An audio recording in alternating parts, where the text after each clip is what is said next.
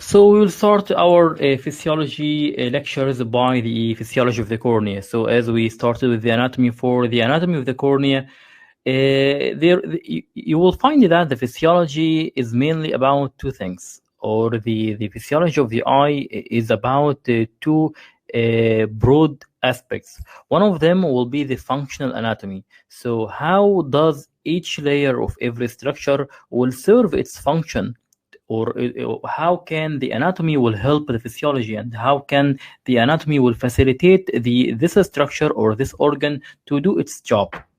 The second thing is the biochemistry. So biochemistry is an integral part of the physiology in the context of ICO exam. So they tend to ask about the molecular structure, the constituents of every structure. So this will be like a biochemistry, and this will be also explained within the context of physiology. There are some general biochemistry issues that will be addressed after we will finish the physiology, but for particular subjects, we will discuss the biochemistry of it within the physiology lectures. So let's start. So let's first see this. This is the slide we've seen in the anatomy, which is what is the cornea, or what is the function of the cornea. So cornea is a transparent vascular tissue that has a convex anterior surface and concave posterior surface that has main function is optical. So we know the anatomy of the cornea, and we know the optics of the cornea. So here we come to know the physiology of the cornea. So what are the functions of the cornea? The cornea has two main functions, or the first one is optical, and the other functions are for protection. So you can consider the cornea to the eye like the skin to the body.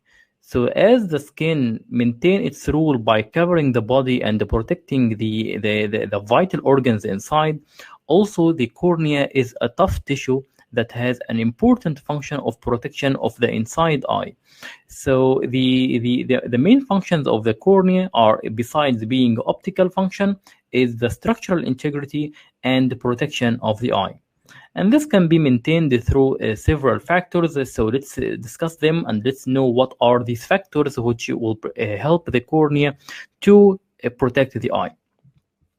First of all, it has some microbial agents. There are some agents within the cornea that fight the infection, and these are mainly derived from the tear film.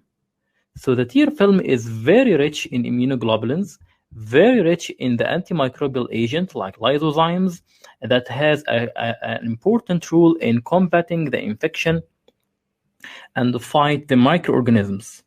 Also, another function is by blinking. So the continuous blinking, such as spontaneous and reflex, will help to remove any foreign bodies from the cornea, and that's also can be you can consider it like the windshield for the car. So as the windshield for the car, it has it is protecting the car. It will be the same for the cornea, protecting the eye. Also, the regular turnover for the corneal epithelium. So as we will say later, the epithelium is in a state of constant wear and tear.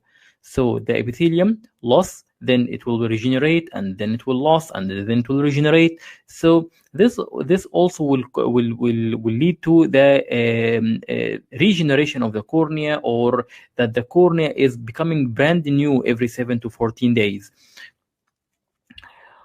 Also, there will be some random cells that can come to the cornea that will help to fight any infection, like the phagocytes, like Langerhans cells, like macrophages. So if there is any microbe or any infection that is invading the cornea, so it will be stopped here before entering the eye by the circulatory anti-inflammatory cells. Also, it can act as a chemical barrier. So the chemical barrier meaning that there is a tight junction between the superficial epithelial cells. So it will help to prevent certain molecules of large molecular size or certain drugs to enter inside the eye that may harm the eye. So the chemical barrier is just the function of the tight barrier or the tight junction between the epithelial cells together. So here we know what is the first barrier here. So the first barrier here in the cornea will be the epithelium, which is the main barrier. The other barrier will be the endothelium, but it will be a less important barrier than the epithelium.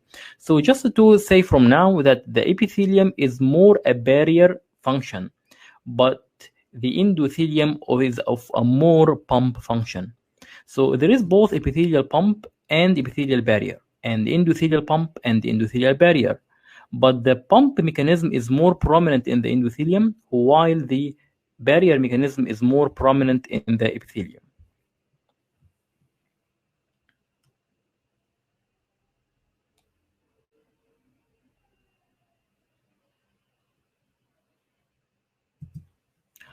Also, one of the main functions of the cornea is that it promotes the wound healing. So there is mitotic ability of the epithelium, as the epithelium is capable of mitosis, as we will see later on, and also there are some growth factors like epidermal growth factors present in the tears that will promote the wound healing. So it is again like the skin. So the skin can promote its healing by and it has a high regenerative capacity. This is the same thing with the epithelium. It can regenerate very rapidly and very efficiently. Finally, one of the main functions that help the protection of the eye will be that the presence of rich sensory nerve plexus. So the nerves or the concentration of nerves within the cornea is like about 300 that of the skin. So for each one nerve in the skin, in surface area, there will be 300 of this within the cornea within the same surface area. So that the cornea is highly sensitive. And this high sensitivity, even with low threshold, so the least stimulus can cause corneal sensation. And this is very important to promote the cornea as a protective surface. So if there is any irritation or any foreign body, there will be a counteract mechanism. So that this, for example, for patients who have neurotrophic keratitis and these patients have lost corneal sensation, this will lead to corneal opacity and the corneal inflammation. And this is because that the cornea is no longer sensitive to stimuli. So each stimulus or each foreign body or each irritant can cause a problem to the cornea. So you can consider it like the diabetic foot. With those who have diabetic foot have like they have problems with their foot because they lose their sensation within their foot. Okay. Apart from protection or the function of the cornea, let's know what is the composition of the cornea. And as we said, what we mean by composition, this is the biochemistry. So composition of the cornea is what are the main constituents of the cornea that will help in its maintaining its function. The first and the foremost important is the water. So water here is in a ratio of 78%, and this number is of extreme importance. So this number, you shouldn't overlook it, because this means that the cornea is in a state of incomplete hydration, or the cornea is dehydrated. And we will know at the end of the lecture what is the significance of this. But to tell you from the now, every function of the cornea and every structure of the cornea are all working together to serve one function, that is to maintain the corneal transparency. So if I ask you anything about the cornea and you just don't know what is the answer, just say to maintain the corneal transparency. Most probably it will be right. Then there will be a collagen content. The collagen content will be mainly from present in the stroma, which will make about 15% of the cornea. The type 1 collagen will be making the most abundant collagen within the cornea, followed by type 6, then type 4, and then type 3. So these are the main types of collagen present in the cornea. Then other proteins will make about 5%, and then there will be a ground substance. Ground substance are what is called the glycosaminoglycan or mucopolysaccharides, which are simply glycosylated or glycated proteins. They are present within the stroma and they have an important function in maintaining the collagen fibrils in their places so that it will also maintain the corneal transparency. The main ground substance or the main mucopolysaccharides present in the cornea are the keratin sulfate, making about 0.7%, and chondroitin and dermatan sulfate, which making about 0.3%. So the keratin, remember that the keratin is the most abundant and the most numerous mucopolysaccharides present in the cornea. So remember keratin from cornea. This is the main one. Then there are hyaluronic acid and some salts about making about 1%. So this is the composition of the cornea.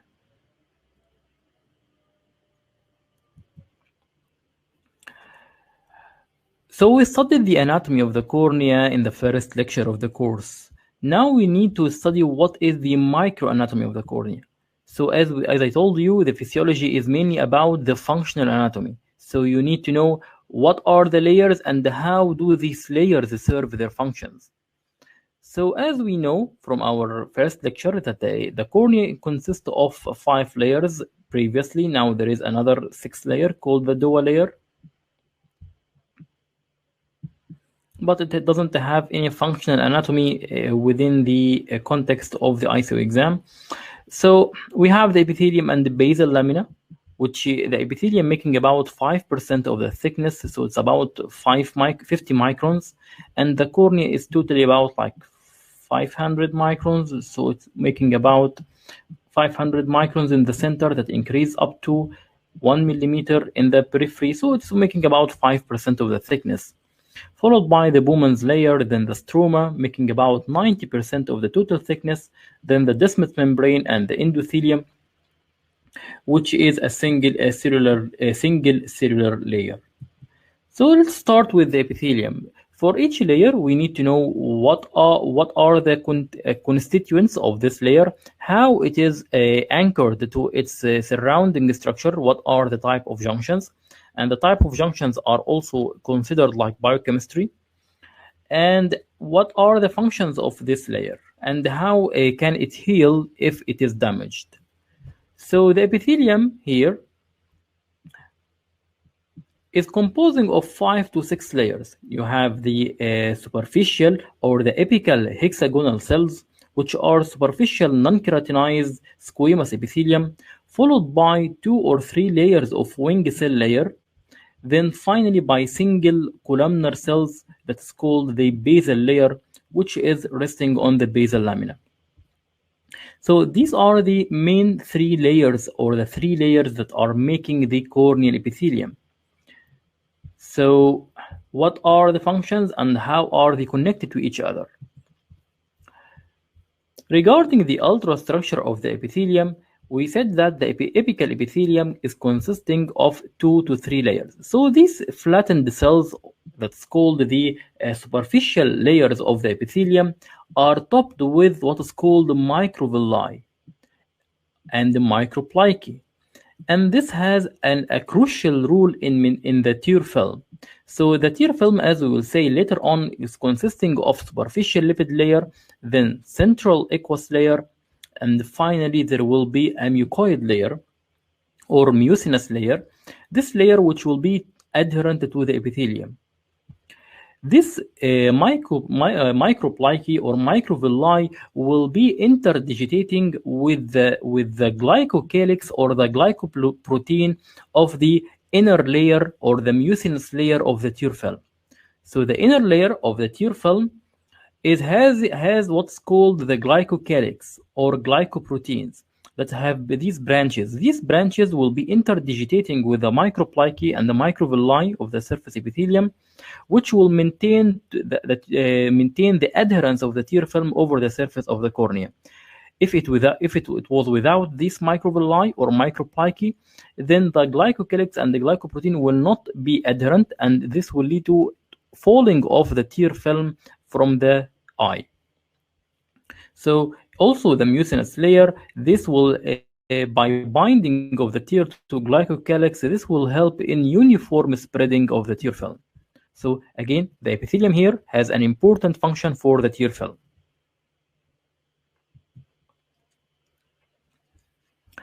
We said before the tight junctions or the specialized cell junctions that will join the epithelial cells together.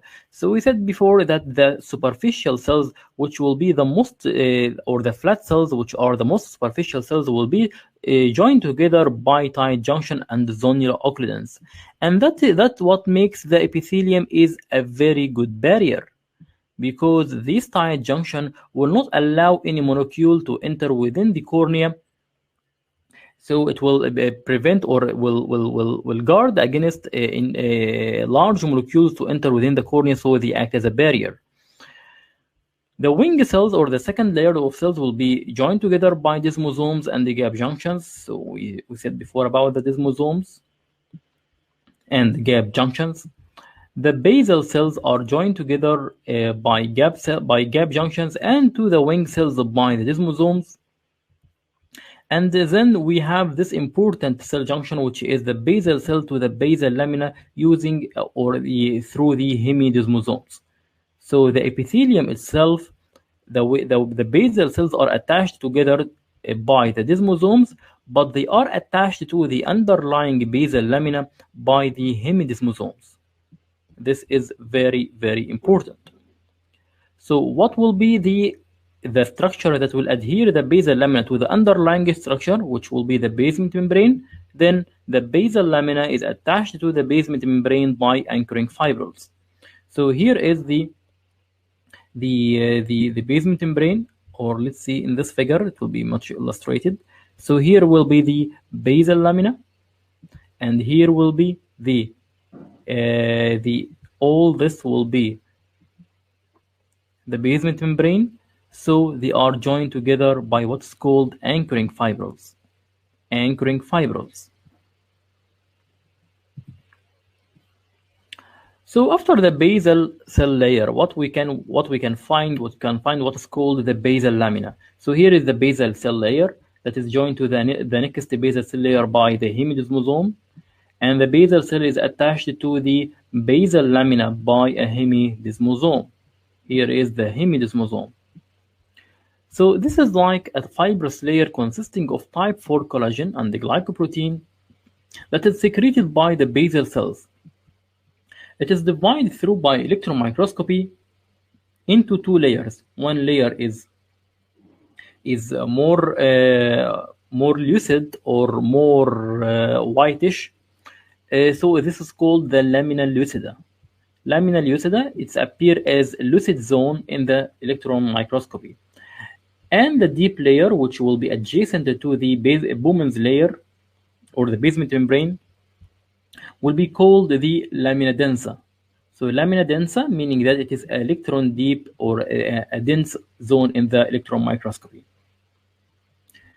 So then it will be anchored to the Bowman's layer with the numerous anchoring fibrils. So here is again the anchoring fibrils are attaching this basal lamina toward the underlying basement membrane, which is the Bowman's layer. So what are the functions of the epithelium? As we said, first of all, it is a barrier function. So it will maintain the corneal homeostasis. It will maintain the electrolyte balance within the cornea. It will maintain the water balance, one of the main functions that maintain the water balance over the cornea. So did you wonder one time that why the cornea is clear instead that it has a fluid over it, which is called the tear film? So you may wonder why the cornea looks clear instead of that, why the cornea doesn't absorb the tear film. It is simply, this is because of the barrier function of the epithelium. And this barrier function is maintained by the tight junction or the zonular occludens. The second thing, or the second mechanism, which will be the mechanical barrier. So we said it will be it will have a protective function against infection and toxins, and it will have a tight junction that will ensure the corneal transparency by preventing large molecules from enter the cornea and preventing the tear film fluid from enter the cornea. And the anchoring fibrils also have important function, because the epithelial cells are attached to the basal lamina and the Bowman's layer. So, for example, if there is a damage to epithelial cells without the damage of the basal lamina, then this will be healed simply within 1 to 2 days. So, if the epithelium is lost but the basal lamina is still within its place, then simply the epithelium will regenerate within just a few days. But the problem here is that if the basal lamina is damaged, so if the basal lamina is damaged, then this basal lamina is attached to the underlying structure by the anchoring fibrils, and these anchoring fibrils will take about 6 to 8 weeks to reform. So until they reform, the patient will have very loose epithelium, that the epithelium doesn't stay on its place. That's why this will lead to recurrent loss of this epithelium in a syndrome that we call it recurrent erosion syndrome, or recurrent epithelial erosion syndrome of the cornea. So this will be due to damage of the anchoring fibrils, and also we have mentioned this in the anatomy.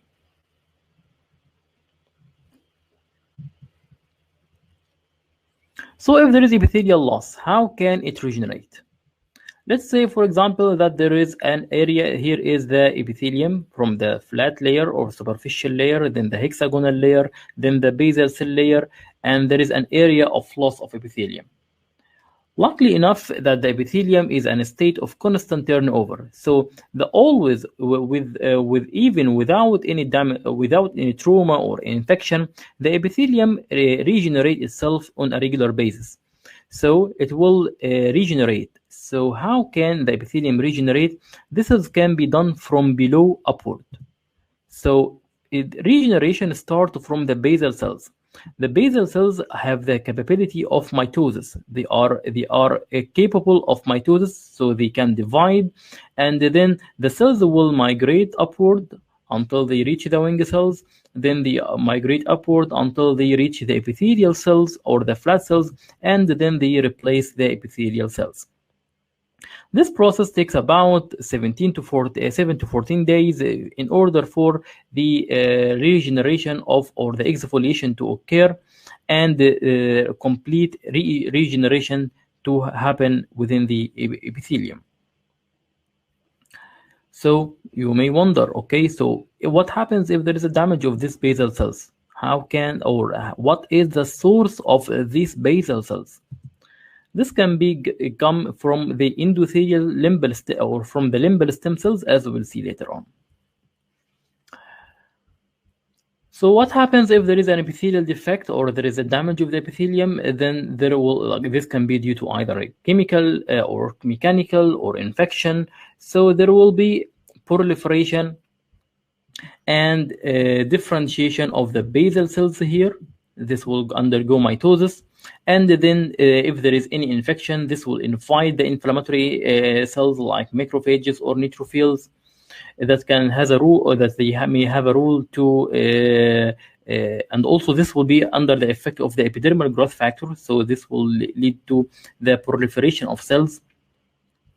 Then they will start to, the basal cells will start to undergo mitosis, and they will fill the defect, and they will migrate until they complete the epithelial defect.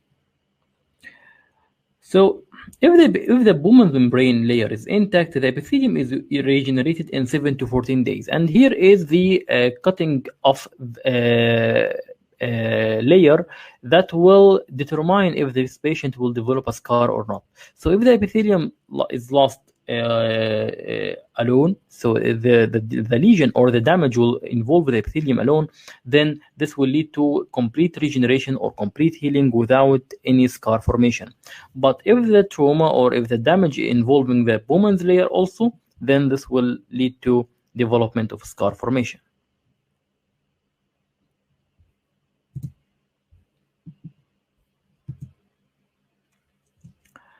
So as we said, the regeneration of the basal cells is coming from the limbal stem cells. So limbal stem cells are the cells present at the germinative cell layer, which is present at the limbus. That is the source for replacing the corneal basal cells. So let's say, for example, that we removed the whole epithelium. So how can the basal cell proliferate if there is no basal cell in the first place? Will be overcome by the limbal stem cells. So as long as the limbal stem cells are intact, then they will migrate centrally. As you can see here, they are present at the limbus. Then they will migrate centrally to replace the corneal basal epithelial cells. The rate of migration is very slow, so it will take about 123 microns or micrometer per week until they reach the center of the cornea, and sometimes can take as long as a year for people who have like ocular surface diseases. And the presence of limbal stem cells are crucial for vitality and the clear and transparency for the cornea, because if they are not there or they are damaged, then this will lead to that what happens is what's called the conjunctivalization of the cornea. So the conjunctiva will creep over the cornea because the limbal stem cells act as a barrier to prevent the creeping of the conj over the cornea. And if this happens, this is a poor indicator that this cornea has poor stem cells. For example, in this cornea, if undergo any trauma or any surgery and there will be lost epithelium, then this will be a poor prognostic sign that the corneal epithelial healing will be poor because of the limbal stem cell deficiency.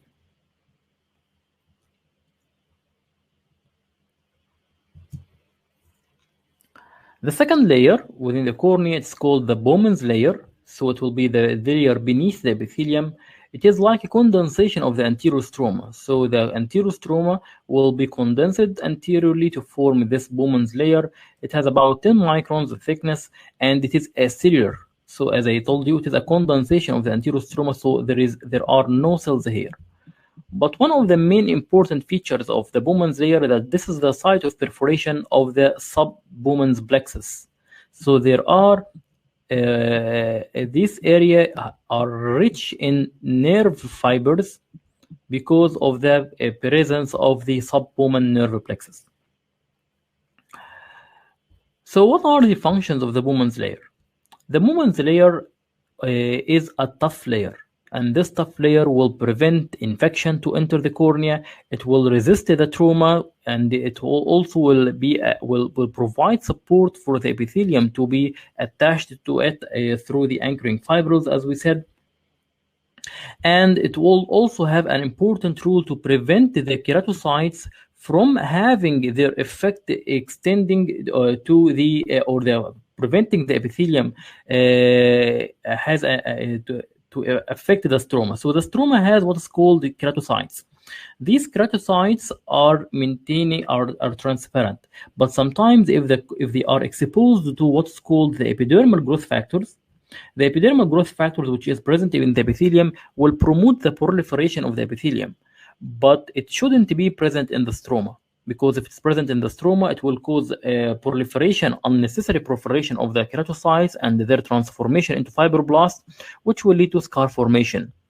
So the Bowman's act as a barrier to prevent the stromal keratocytes from being exposed to the epithelial growth factors, leading to preventing the fibroblast and scar formation.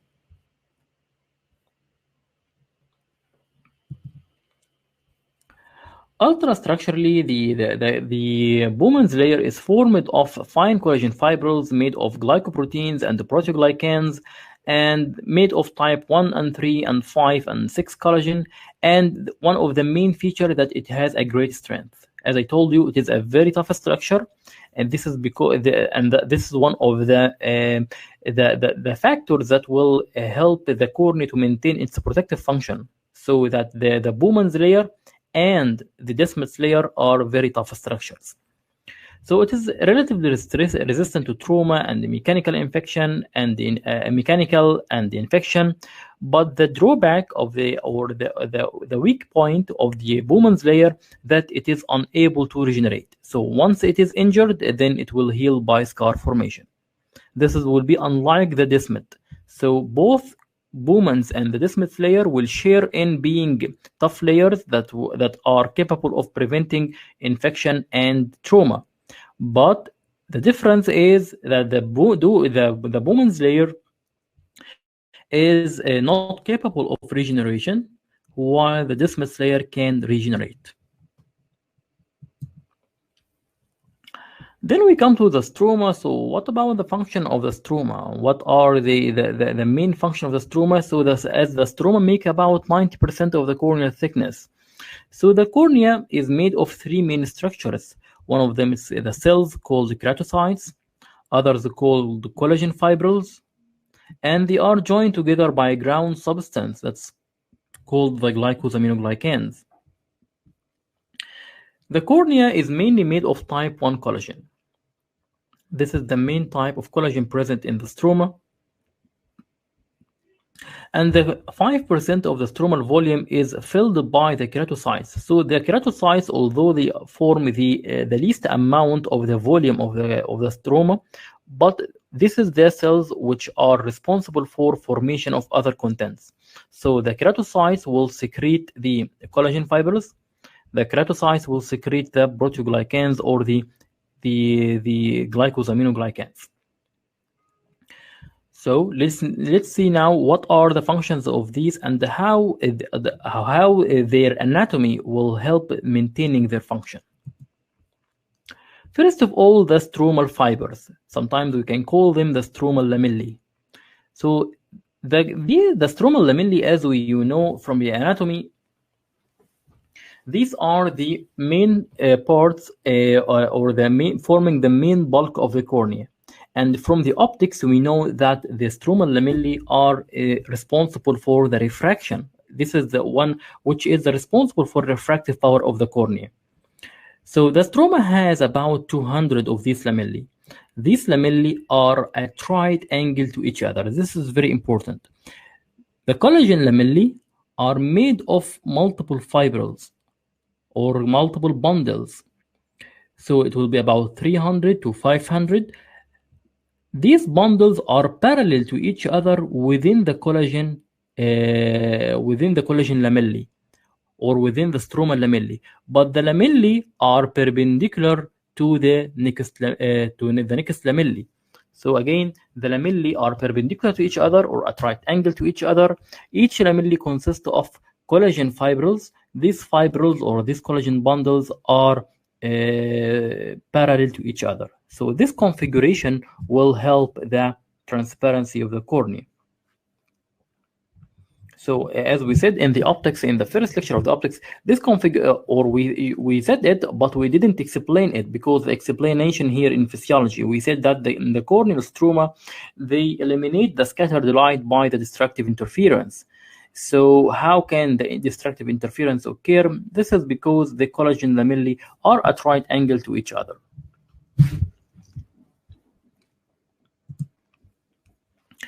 So let's have a closer look to each lamellae fibrils. So each lamellae consists of collagen fibrils that are parallel to each other, as you can see here.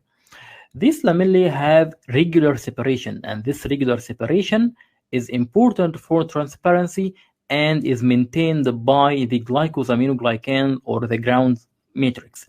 So if we have a cut section within the lamellae, so this will be the cut section of the collagen fibrils. The collagen fibrils has a distance from the center to the center of about 55 nanometer. And there is the diameter of the collagen fibril itself is about 25 nanometer. These numbers are important and fixed. So this configuration is maintained by the presence of a ground substance that will make the collagen fibrils are maintained in their position. This can be maintained by, or this is the function of the glycosaminoglycans or the ground substance. So regularly arranged lamellae with uniform diameter and separation of collagen fibrils make the cornea transparent. So we discussed the collagen lamellae. Let's now know what are the ground substance. So the ground substance, as I told you, it is a glycated protein or proteoglycans. So this is like a combination of proteins and carbohydrates. They are present between the collagen fibrils, making about 10% of the corneal weight. So proteoglycans are glycosylated with the glycosaminoglycans, or what's called disaccharides. The main part or the main glycosaminoglycans or GAGs are the keratin sulfate or the keratin sulfate. This is the main one.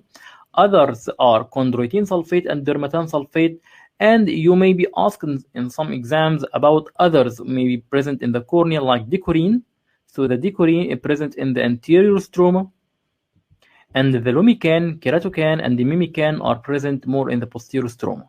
So these are some trivial ground substance or glycosaminoglycans present in trace amounts within the cornea, but they have just a certain distribution. The dicorine in the anterior stroma, the lumican, the keratocan, and the mimican are in the posterior stroma. So what are the functions of this ground substance?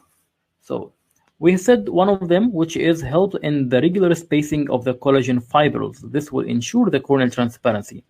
Other functions that we will discuss at the end part of the lecture, which is to make the stroma hydrophilic. So the epithelium is hydrophobic and the stroma is hydrophilic. So the stroma has the ability to absorb water, or the affinity to absorb water. This property is made by the proteoglycan, and you will see this later on.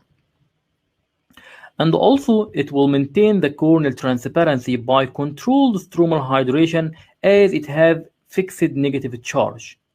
So since that it has some fixed or negative charge, this will lead to expelling the water out from the cornea, making the stroma is about 78% hydrated. And we will discuss this in much more details at the end of the lecture by discussing the corneal dehydration, or what's called the corneal detergescence.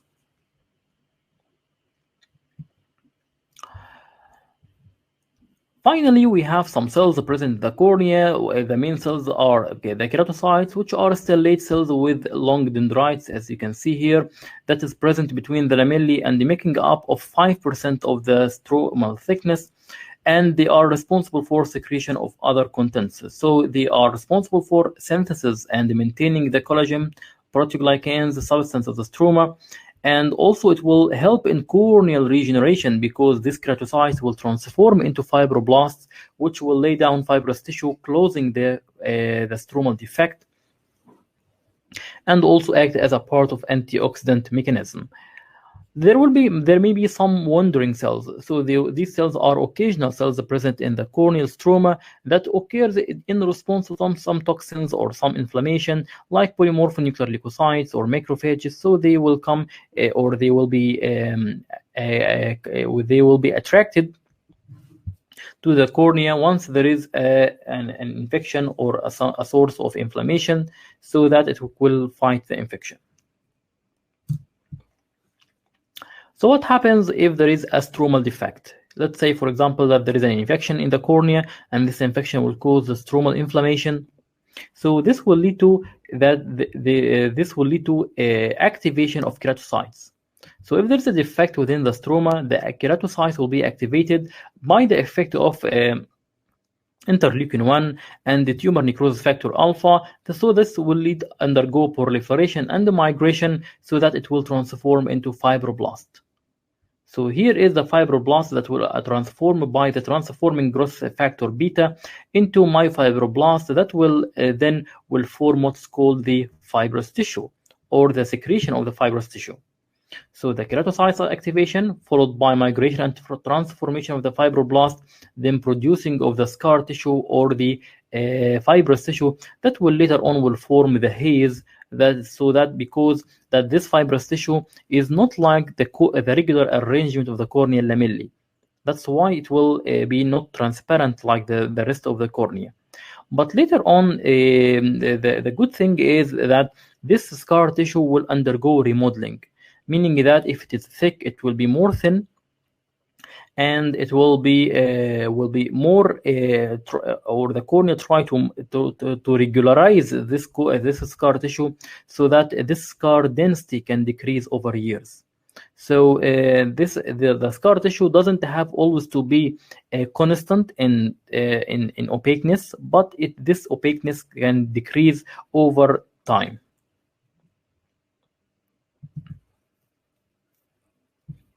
After this, after the stroma, we have the desmus membrane.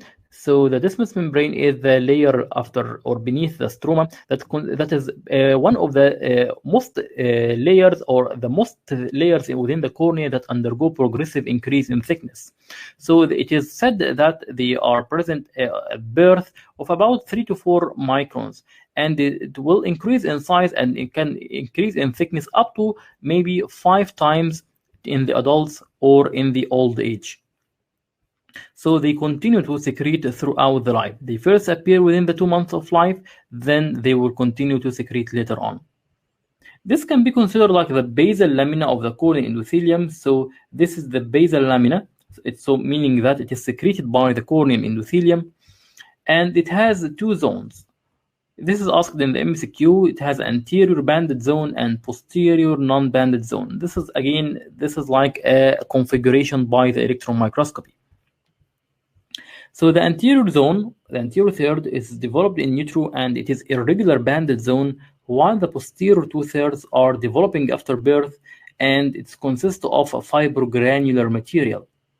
As we said, it is a strong resistant sheet, so it resisted the trauma and the infection, and it is mainly made of type 4 collagen, as any basement membrane within the body.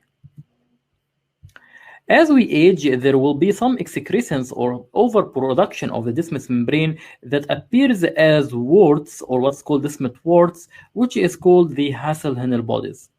So this is not associated with any abnormalities in the function or the transparency of the cornea. In case of marked stromal thinning, like complete loss of the stromal tissue, then there will be a bare desmet, and this bare desmet may bulge under the effect of the intraocular pressure, leading to formation of what's called the desmatocele. So this is like for a case of corneal ulcer, that sometimes there's complete loss of stromal tissue, leading to bulging of the desmet as a desmatocele. So what happens if there is a damage to the desmet layer?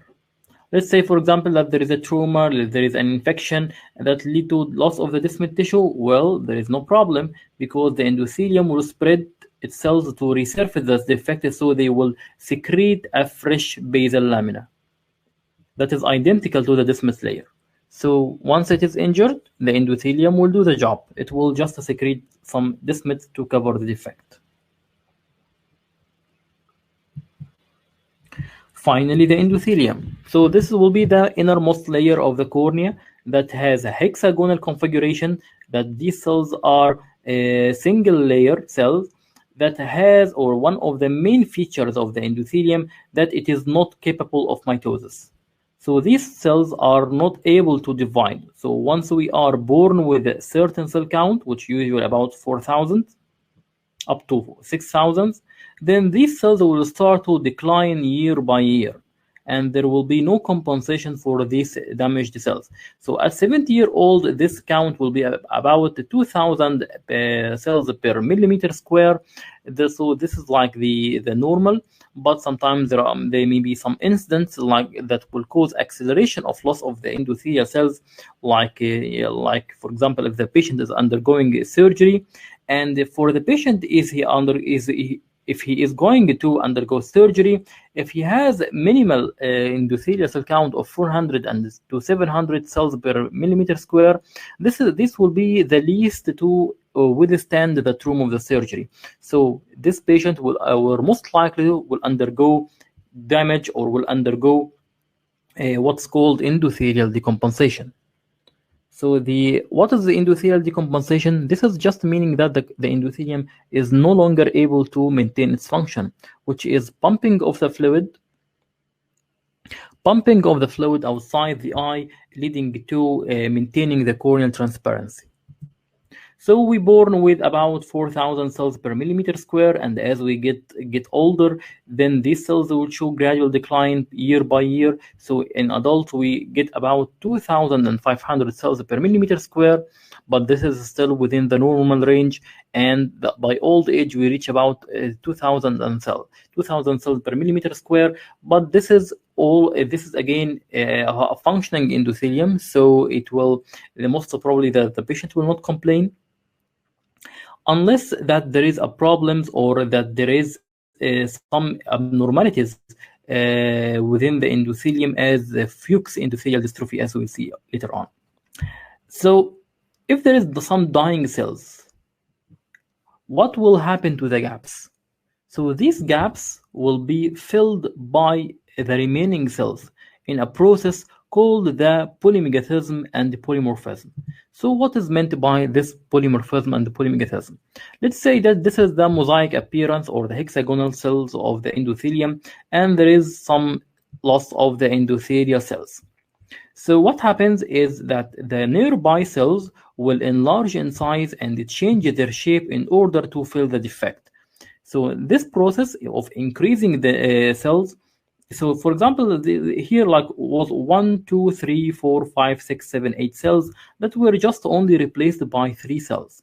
So this will lead to decreasing the function of the endothelium. This process is called the polymegathism. So increasing the number of cells in order to fill the defect. This is called the polymegathism, and the change the cellular morphology in order to be hexagonal to other shapes. This is called the pleomorphism. In order for the corneal endothelium to be functioning well, there should be some limits for the polymegathism and the pleomorphism. So this can be expressed in values called the coefficient of variation and hexagonality. So what is meant by the coefficient of variation? This is the term that will describe the cell size. So coefficient of variation meaning that how much the cells are variable from each other.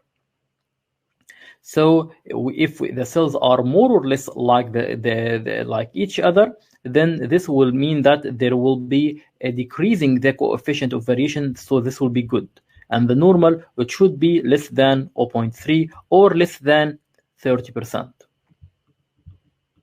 So the coefficient of variation should be less than 30%, and this means that the corneal cells are of regular size and over the same size, so the difference between the largest cell and the smallest cell are not that much. If it rises, so it become like 40% or 50%, this means that the cornea has undergone polymegathism, and this is due to stress. The second thing, or the second parameter, which is the cell shape. So as we know that the cell shapes of the cornea are hexagonal. So this is called the hexagonality. So the hexagonality is a term to describe how much percent of the corneal cells are hexagonal. So this should be more than 60 or more than 70%. So if they are less than 70% or 60%, this means that the cornea lost its hexagonal shape, so that it can be pentagonal or can be have 7 walls or 8 walls. So this is not like the normal shape or normal structure of the corneal endothelial cells. So this means that the cornea has pleomorphism. Here is an example. This is the normal corneal endothelium by specular microscopy, showing that the cell density is about 2,500 microns, or 2,500 cells per millimeter square. And then this cornea has undergone stress, or you can see that if the cell density in this cornea is also 2,500 cells per millimeter square, but there is a lot of difference between this cell and this cornea and this cornea, because in this cornea the cells are more of regular size, so the coefficient of variation is 0.2, which is less than 0.3, and the hexagonality is 100%. So this cornea is functioning well, or this endothelium is functioning well. But in this condition, here is the coefficient of variation is 0.79. So it's like more 0.8. So the cells are very variable in size, and you can see that there are some cells which are small, others are large, and the hexagonality is only 25%. So only 25% of cells are hexagonal in shape. So this cornea is not doing well, although that both are having the same cellular count. So it is not only the cell count which will make a difference in terms of function of endothelium.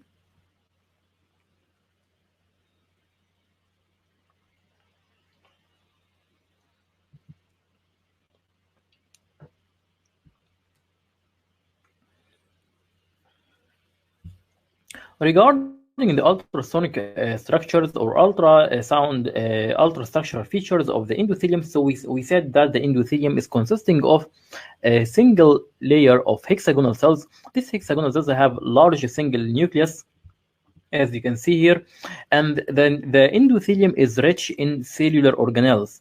So it has rich mitochondria, endoplasmic reticulum, and ribosomes. This means that these cells are metabolically active. And this is a fact because these cells are responsible for what's called endothelial pump. So these are the main cells that are responsible for pumping the fluid coming from the aqueous out of the cornea. Without this pump, the cornea will be edematous. The posterior cell will show apical microvilli. These microvilli will increase the area for absorption, so it will promote the absorption from the aqueous for nutrients like glucose, like oxygen. The microvilli will be present in the corneal endothelium and the corneal epithelium. In the corneal epithelium, it will maintain the attachment of the mucinous layer of the tear film to the cornea through maintaining its attachment or interdigitating with the glycocalyx. But in the endothelium, it will increase the surface area for absorption, for increasing the nutrients inside the cornea. There are some cellular junctions like the anterior cell membrane or the base is attached to the descemet membrane through modified hemidesmosomes. The anterior 2/3 are attached by desmosomes or what's called macular adherents. The posterior 1/3 and the epicolateral edges are attached by a cell junction called the macula occludens. So the macula occludens here is what's responsible for the barrier function of the endothelium. So the endothelium has some also can selectively choose what should enter within the cornea, but not as powerful as the epithelium, and this can be done by this tight junctions called the macula occludens.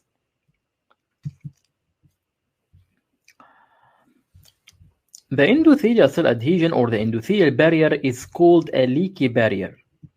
So the barrier here, meaning that it is not very powerful barrier. As I told you, the epithelium is much more powerful than it.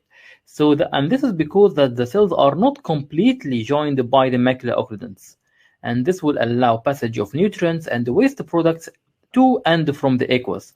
So we don't need that the endothelium to be very strict in controlling the or in preventing the passage of molecules through it, because we want the nutrients to enter to allow for one of these nutrients is glucose, which is the most important to allow the energy for the endothelial pump, and also it will allow the waste products from the energy or from the energy production within the endothelium to be pumped out through the aqueous. Also, one of the causes that is a leaky barrier that there is no special complexes that anchor the endothelial cells to the basal lamina.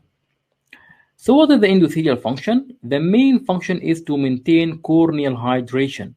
By saying corneal dehydration, we meaning that the cornea should be in a state of incomplete dehydration or corneal detergescence, or the cornea should have only 78% hydration. This is the function by the endothelial pump, as we will say here. So if there is an endothelial cell, this is the stroma, and here is the aqueous. So the endothelial cells have a pump called endothelial pump. This pump is maintained by an enzyme called sodium potassium ATPase enzyme. This enzyme which will promote the function of this pump. Let's say, for example, that this patient took something that will block this sodium potassium ATPase. Like this patient has sodium potassium ATPase failure.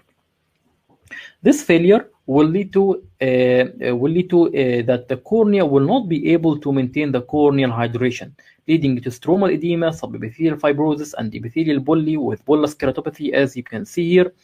So this sodium potassium failure, this will lead to that this failure will lead to that the endothelial pump will not be functioning well. Example of causes of sodium potassium ATPase failure, or example of the cause of the endothelial pump is in case of Fuchs endothelial dystrophy. So what happens if the endothelial is injured? If the endothelial is injured, then it cannot undergo mitosis, as we said, but the nearby cells will undergo a migration to cover the defect, and it will change their size, and it will change their shape to fill the gap using the polymegathism and the polymorphism. So the desmus membrane retract, and there will be formation of fibrin clot within the wound, and then migration of the nearby cells to cover this defect.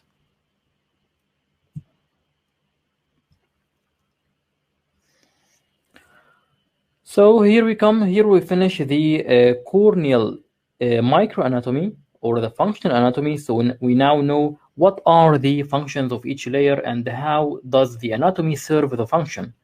So let's now talk about another topic about the cornea, which is the corneal nutrition and the cornea metabolism. So there are a number of nutrients that will supply the cornea with the necessary energy and the necessary nutrients, which are the glucose and amino acids and vitamins and other nutrients. They are mainly supplied by the aqueous, and to a lesser extent from the tears or limbal vessels. So again, we have three main sources for nutrients. We have the aqueous, the tear film, and the limbal capillaries. The most important of them is the aqueous humor, and to a lesser extent from the tear film and the limbal vessels. But this is not the case for oxygen, because oxygen mainly comes from the tear film, as the tear film is exposed to the air, and to a lesser amount from the aqueous and limbal vessel. And also glucose can be derived from glycogen stores in the corneal epithelium. So to summarize, glucose and amino acids come mainly from the aqueous, while the oxygen come mainly from the tear film, which is exposed to the outside air. So how can the cornea metabolize the glucose in order to form energy? So why do we need energy in the first place? Energy is needed for the endothelial pump. So this pump needs ATP, and this ATP should be produced within the cornea in order to this pump to function. So in order to form ATP, the glucose should be burned out, and the glucose can be burned or metabolized by three metabolic pathways. First of all, the tricarboxylic acid, or the TCA cycle, which is what's called the Krebs cycle. The Krebs cycle, or the tricarboxylic acid, this cycle occurs in the epithelium and the endothelium exclusively. Why? Because the Krebs cycle needs oxygen, and the epithelium and the endothelium are the sites within the cornea that are exposed to oxygen. So what happens if we are in anaerobic condition, or there is lack of oxygen? Then the anaerobic glycolysis take place. So the anaerobic glycolysis is another mechanism for formation of glucose, which is not dependent, or another mechanism for metabolization of the glucose that will result in lesser amount of ATPs that will not be dependent on the presence of oxygen. Another mechanism for metabolizing the glucose is called the hexose monophosphate shunt, which is present mainly in the endothelium. So during normal aerobic conditions, then this will lead to that the glucose will be metabolized through the Krebs cycle, and so it will form the pyruvic acid, and the pyruvic acid will be converted to water through the tricarboxylic acid. But if there is anaerobic condition, like for example, if the patient is a tight contact lens wearer, so the cornea is not exposed to oxygen, and as we said, the oxygen is coming from the tear film. So this will lead to that in order for the cornea to metabolize the glucose will undergo the anaerobic glycolysis. The problem of the anaerobic glycolysis is that it will produce lactic acid, and this lactic acid will cause increase the stromal acidity, so stromal acidosis, and it will damage the endothelial pump, so it will cause endothelial cell dysfunction, leading to corneal edema and visual impairment.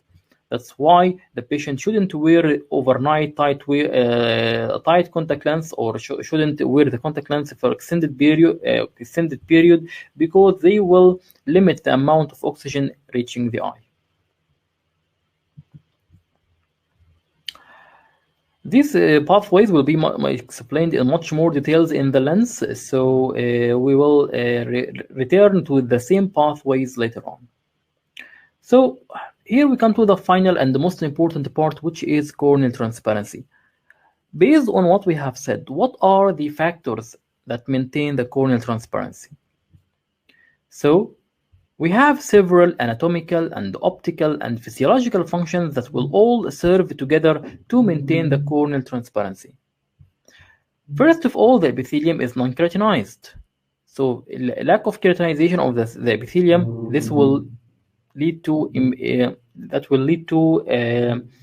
maintaining the corneal transparency.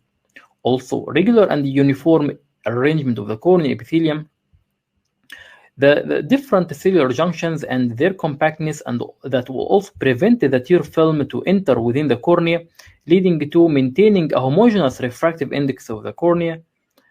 Relative controlled high duration of the normal cornea, and this will be discussed later on. Corneal avascularity, so as we know that the cornea is avascular, and that's why it derives its nutrients from the nearby structure, like from aqueous, from the limbal capillaries by diffusion, or from the tear film, because there is no blood supply within the cornea. And even the nerves inside the cornea, before they enter the cornea, they lose their myelin sheath, as we said in the anatomy, so that this will not interfere with the corneal transparency. So what is the role of tear film in maintaining the corneal transparency? The corneal tear film has a crucial role in maintaining corneal transparency, and as it will has some regenerative factors that will promote the healing of the epithelium, and also have antimicrobial factors that will fight any infection. And so this will be discussed in the lacrimal lecture, or in the tear film lecture, so we will just postpone this. Corneal epithelium are normal transparent, as it is homogeneous in the refractive index, and the basal cells are firmly joined laterally to the other basal cells using the desmosomes, and anteriorly to the wing cells by the desmosomes again and the macula occludens.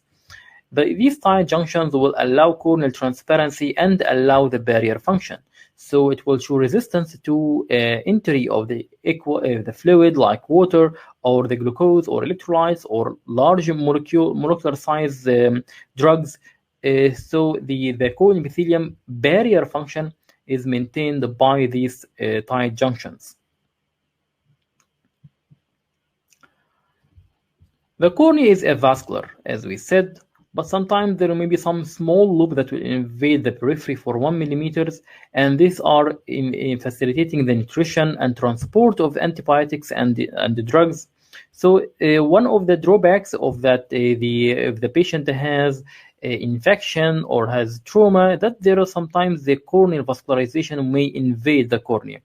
The problem that there could be a blessing or a curse. So the blessing is that these blood vessels will bring antibiotics and the drugs, but the curse is that these blood vessels will not regress even after the disappearance of infection. So they will maintain or they will persist, leading to decreasing the corneal transparency.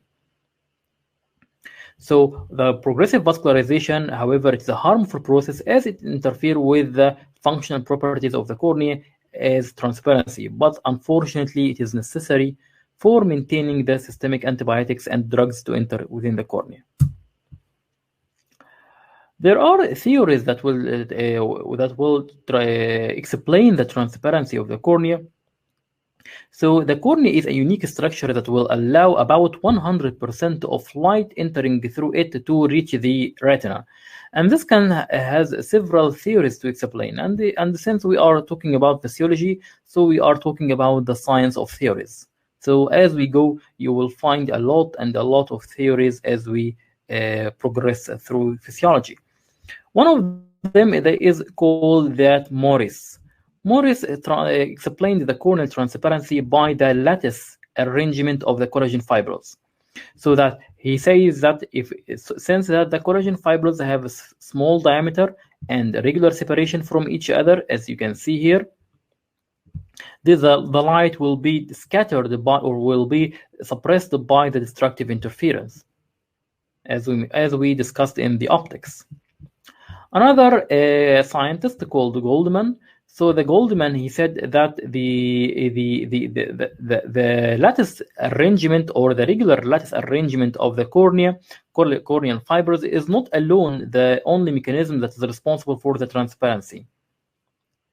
He means that the spacing between the collagen fibrils and the diameter of the collagen fiber is number is not only should be fixed, but it should be the same number as it is. So this can, if we have like collagen fibers that has a diameter of 25 nanometer and separated from the nearby collagen fibrils by a space of 55 nanometer.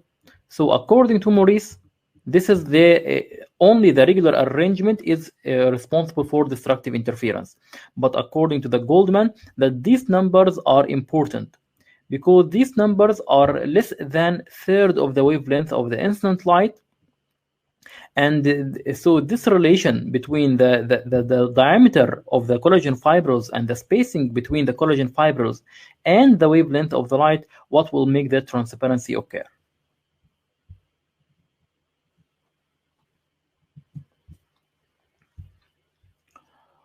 Finally, the corneal dehydration. The other name for corneal dehydration is called corneal detergescence. So corneal detergescence meaning that the cornea is in relative dehydrating condition or relatively dehydrated, meaning that although the water outside the cornea or behind the cornea in the aqueous, the cornea always maintain the ratio or maintain the amount of water within it by a fixed ratio of 78%. This is caused by 5 forces or 5 factors. The first one is called the swelling pressure and imbibition pressure and osmotic pressure. Then we have the epithelial and endothelial barrier, which will control the amount of fluid entering inside the cornea from the stroma, from the aqueous or from the tear film. We have the endothelial pump. We have the evaporization of the tear film. So the evaporization of the tear film will cause that when the tear film evaporizes, this will lead to increase the salt content of the tear film. So by increasing the salt content, this will be increasing the osmotic pressure of the tear film. And that's how, if the tear film has high osmotic pressure, it will draw the fluid out from the cornea. So this is called this is the effect of evaporization of the tear film. Also, the intraocular pressure, as it rise, it will cause or it will compress the collagen lamellae. So that, let's say, for example, that this is the eye and this is the cornea. If the intraocular pressure inside the eye will cause compression of the collagen lamellae, so that it will prevent the separation of the collagen lamellae, leading to preventing of the fluid to enter inside the eye. So factor 1, or this is the first factor, is the pressure that will cause, or this is the force that will drive the water into the stroma. Factor 2 and 3 and 4, like this and this and this, will decrease the water content. While factor 5 has a dual action, meaning that sometimes it can cause, if it is very high, it can push the water inside the cornea, or if it is neutral, it will cause just to be the collagen lamellae to be there in the regular arrangement, leading to, or in their regular separation, leading to prevention of the water or stromal hydration. So let's say about what are the forces that will cause pressure or will cause the fluid to enter inside the eye or to enter inside the cornea. So we have, as we said from the previous lecture, we have some forces that will cause the fluid or cause the aqueous to enter the water to enter inside the stroma, and the other forces and the other factors that will draw out the fluid. If there is a balance between these two factors or these two forces, then there will be a state of corneal detergescence or a state of corneal dehydration. The factors that will cause stroma to swell with water, first one is called the stromal swelling pressure. So swelling pressure is a tendency of the stroma to swell due to anionic repulsion between the glycosaminoglycan molecules. Meaning that the glycosaminoglycan molecules, as we said in the first part of lecture, is negatively charged. Since they are negatively charged, have negative charges, this will lead to, when they are approximate from each other, they will undergo repulsion. This repulsion has a pressure of 60 millimeter mercury. And this repulsion will make the cornea act as a sponge. So the cornea is acting as a sponge. If you put a sponge inside the water, it has a tendency to swell. It has a tendency to absorb water. And this is the same like the cornea. If you take the cornea from outside the eye and you put it in a fluid, the cornea will swell. If you see a corneal graft, and as it is present in the preserving solution, it will be preserved in the solution. When you take the corneal graft from the solution, you will find that the cornea is swollen. And why the cornea is swollen? Because it is rich in glycosaminoglycans that has anionic repulsion. And this anionic repulsion will cause a swelling pressure of 60 millimeter mercury. So it absorbs the water. Another force, it's called the imbibition pressure. Imbibition pressure, meaning that it is a tendency to imbibe water due to the negative pressure caused by the swelling pressure. So the swelling pressure will make an imbibition pressure due to the repulsion between the molecules of the glycosaminoglycans, causing the tendency of to absorb water or imbibe water. So let's say, for example, that this is the cornea, and this is the molecules of the glycosaminoglycan. There is a swelling pressure caused by the negative charges. So this is a 60 millimeter mercury of pressure inside the cornea caused by the swelling pressure. This swelling pressure will create another pressure called imbibition pressure. This imbibition pressure will draw the fluid from the aqueous into the cornea. Another pressure called the osmotic pressure. The osmotic pressure is exerted by glycosaminoglycans and the free sodium molecules in the stroma. So the osmotic pressure is caused by, or any osmotic pressure is caused by a salt. So the salt here is sodium. Since the cornea has some sodium, this is due to the sodium-potassium ATPase pump, as we will see later on. This sodium again will cause some salt. And increasing the osmotic pressure, as any tissue in the body, by increasing the salt within it, will cause absorption of fluid. So this fluid, or these forces will cause attraction of fluid within the cornea. In vitro, the imbibition pressure, or the imbibition pressure, will be the same as the swelling pressure. But in case in vivo, as I told you, if we take a cornea outside the eye, it will swell by as the imbibition pressure is the same as swelling pressure. But in vivo or inside the eye, there is another factor called the intraocular pressure. So the intraocular pressure will cause preventing their swelling.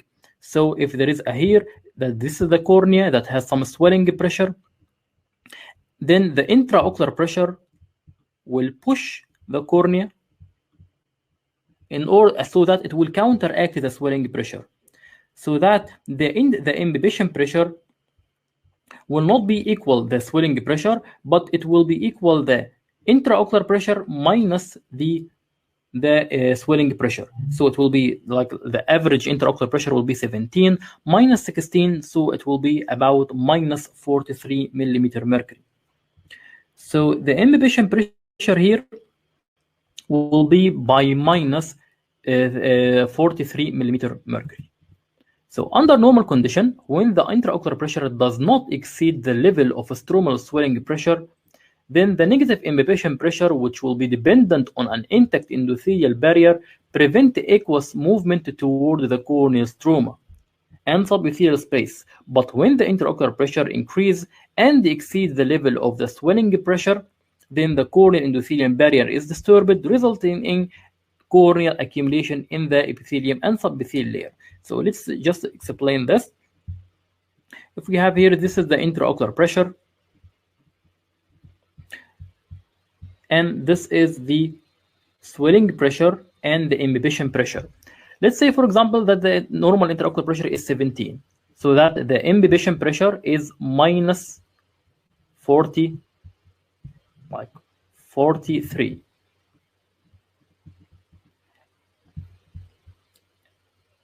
So that the cornea, this is by minus, so that the fluid does not enter within the cornea, as the swelling pressure is plus 60. Let's say, for example, that the cornea or the intraocular pressure is high, increasing to up to 40 or 50 or 60. By increasing over the swelling pressure, or by increasing over the imbibition pressure, then this value will be by plus. So here, if it is this 70, will become like 80, or the intraocular pressure become like 80. So 80 minus 60, so it will be plus 20. And here is the condition where the imbibition pressure will be by plus. This will lead to entry of the fluid or entry of the water inside the cornea, leading to corneal edema, which will be between the epithelium and the subepithelial, as the stroma will be compressed by the high intraocular pressure. That's why in case of acute rise of intraocular pressure, as in acute angle closure glaucoma, there will be an epithelial edema.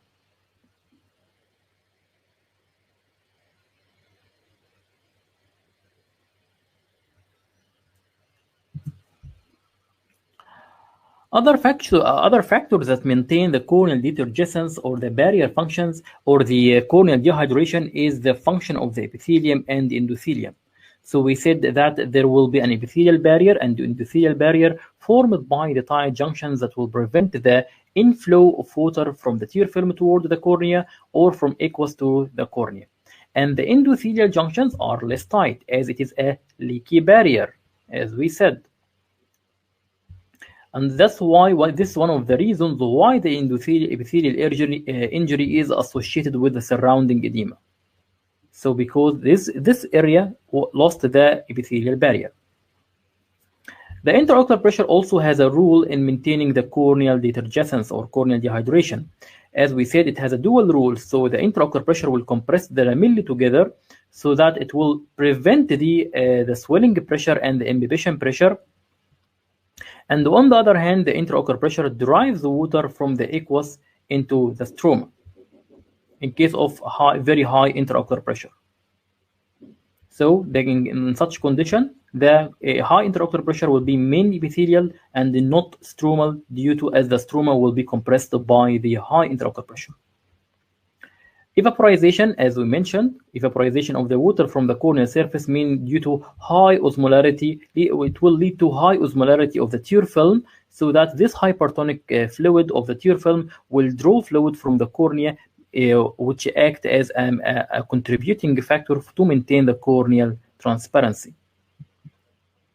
Finally, the active pump mechanism.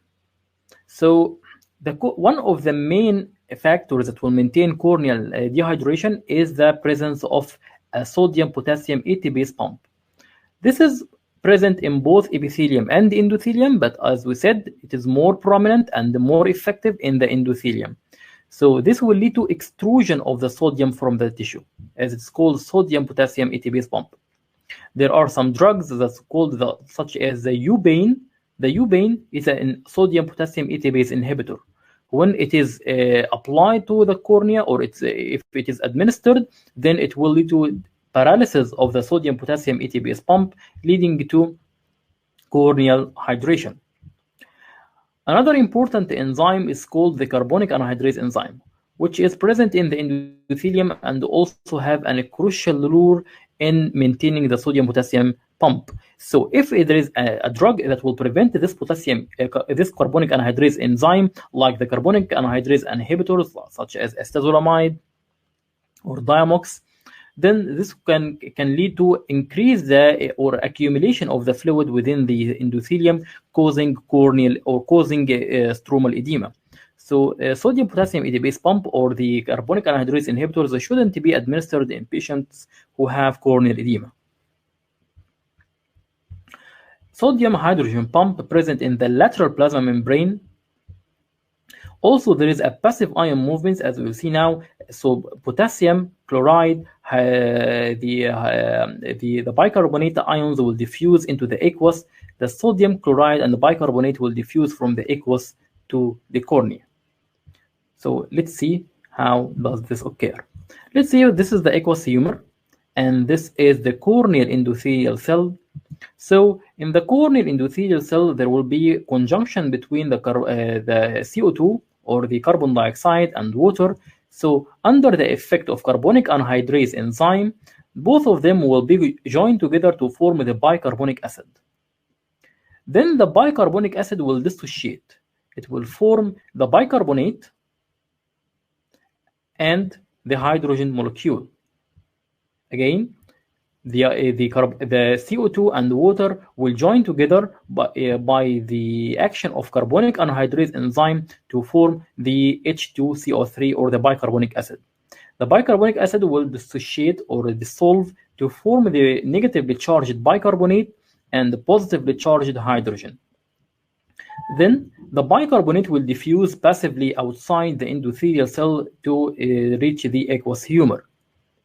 Then the hydrogen will be exchanged through another pump present at the lateral membrane called the sodium hydrogen pump or a sodium hydrogen exchanger, so that this will trade the hydrogen with sodium. So it will take the sodium from the aqueous, or it will take the sodium and exchange it with the hydrogen. So it will take the sodium from the stroma, from the tissues of the stroma, and enter it through the endothelium and exchange it with the hydrogen. Then the sodium will enter through another pump. It's called the sodium-potassium ATPase pump, and this pump will exchange the sodium with water.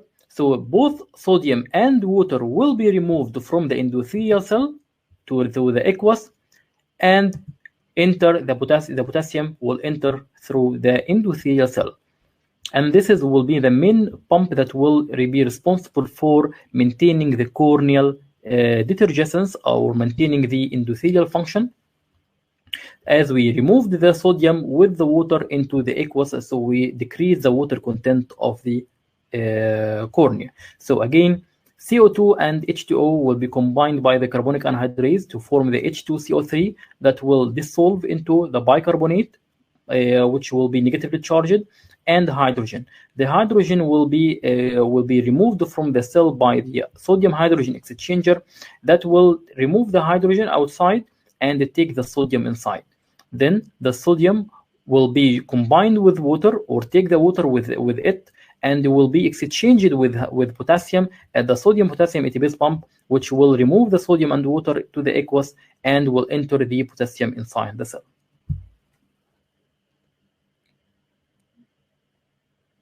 So is everything clear?